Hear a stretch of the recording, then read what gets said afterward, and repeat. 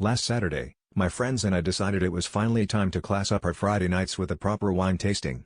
No more chugging cheap boxed wine while arguing about which Marvel movie is the worst. We watched a few YouTube tutorials, printed out tasting notes, and even told my little brother we'd need the living room for serious business. Feeling like the sommelier we were born to be, we raided the fridge for the mysterious collection of bottles my parents keep for special occasions and set up an elaborate display with cheese cubes and crackers. Right off the bat, something felt off.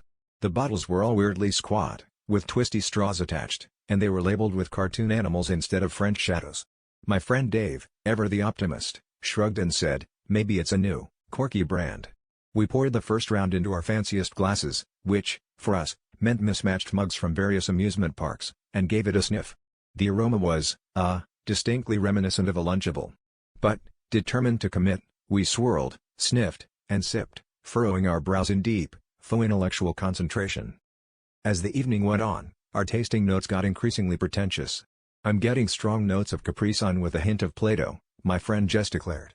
Dave insisted the 2019 Apple Pear Fusion had better legs than the classic fruit medley, while I argued that the Berry Blast had an unparalleled mouthfeel, if your mouth was 7 years old and on a sugar high.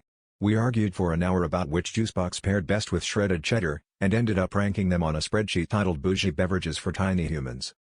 It wasn't until my little brother stormed in, demanding to know why we'd stolen all his juice boxes, that we realized the truth. The only thing we'd refined that night was our palate for 100% juice. At least now, when someone asks if we prefer white or red, I can confidently say, neither. I'm strictly a juice box sommelier. The apple pear really has legs, but the real question is, do they come with a bendy straw?